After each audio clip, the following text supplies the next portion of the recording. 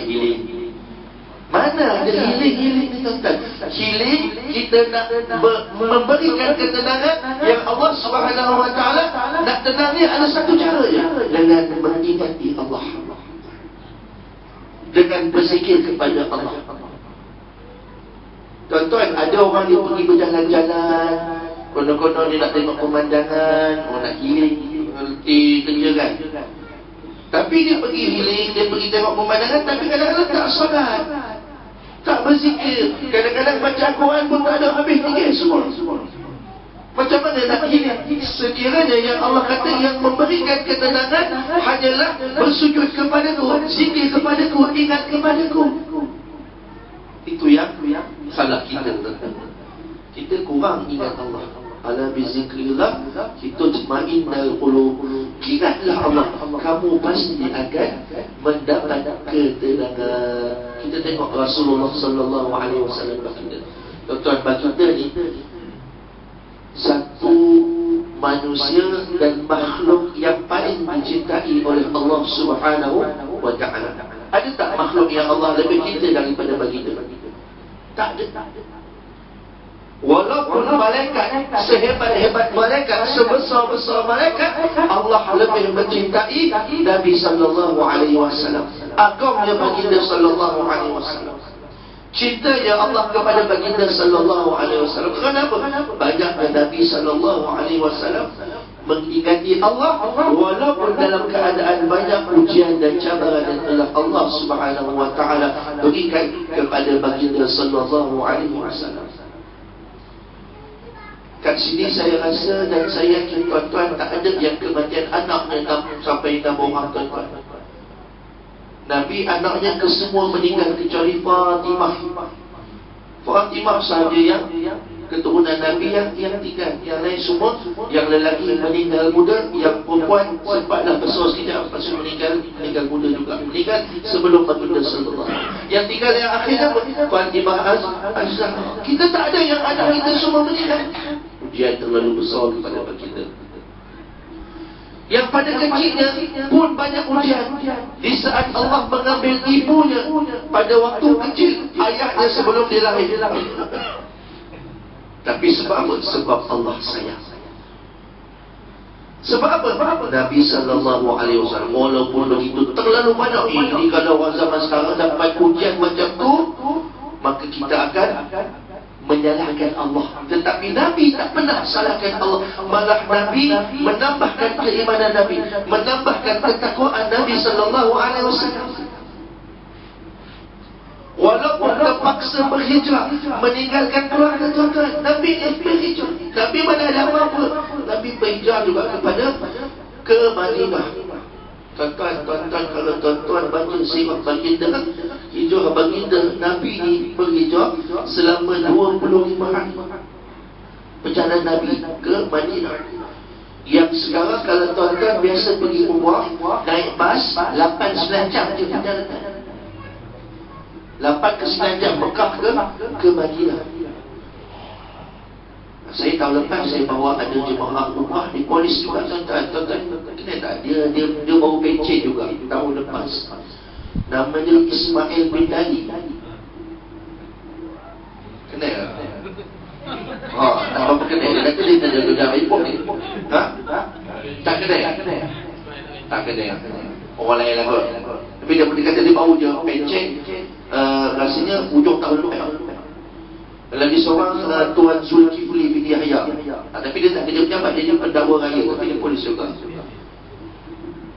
Dia pangkat besar juga lah. Baik. Tapi cerita hijrah baginda sallallahu alaihi wasallam tu tuan-tuan, bagaimana kita tengok Nabi berhijrah, berkorban, bukan semata-mata untuk Nabi, tetapi untuk kita tuan-tuan. Nabi berhijrah, dikatakan Nabi berhijrah berjalan daripada Mekah ke Madinah tu tanpa memakai selipar. Kalau kita pakai selipar nak keluar turun rumah kita pergi itu pun kadang-kadang sakit kaki kita jalan atas pas. Ini pula Nabi pada zaman 1400 tahun dahulu, padang pasir yang panas.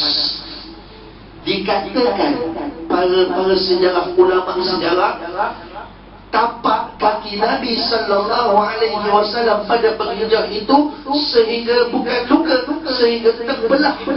Sebab apa? Di atas tajam-tajamnya batu-batu yang berada di pada masa itu. Sebab semata-mata berhijrah. Untuk apa? Supaya Islam sampai kepada kita sekarang. Sebab itu hijrah ini kadang-kadang bukanlah semata-mata untuk memuaskan diri kita, tetapi supaya memberi kehidupan yang lebih baik untuk anak-anak kita, cucu-cucu kita, keturunan-keturunan kita. Itu semua akan memberi satu kehidupan yang lebih baik. Dah syukurlah Tuhan. Rasanya kita dah lemah kaki dah. Saya memang tak boleh lah duduk lama-lama. Dua jangan bang Haji. Baik. Saya ni dah sebulan lebih dah duduk sakit lutut. Dia kalau sakit lutut, buat apa? Dia sakit belakang lutut tu, dia tak boleh nak lipat lama-lama. Sikit ubat orang dia. Baik. Jadi yang ceritanya, kalau cerita tentang hijrah Nabi, tuan-tuan, memang 3 jam dah. Memang, dan tuan-tuan, saya sarankan dan saya galakkan, seboleh-bolehnya sekurang-kurangnya kita tahulah kisah hijrah baginda sallallahu alaihi wasallam. Perjalanan baginda tu, apa yang Nabi korbankan, apa yang Nabi tinggalkan, apa yang Nabi nak ajarkan kepada kita. Supaya apa? Ia menjadi pedoman, tauladan, contoh. Supaya apa? Supaya ia menghijrahkan diri kita kepada yang lebih baik. Walaupun terpaksa mengorbankan segala yang kita kumpul selama beberapa tahun. Tempat kelahiran Nabi ni tuan-tuan Mekah, tapi Nabi tinggalkan. Tempat yang Nabi sayang, tempat tumpahnya darah Nabi tinggalkan. Sebab apa? Semata-mata arahan Allah dan Islam sayangnya Nabi akan umat-umatnya, iaitu kita sendiri.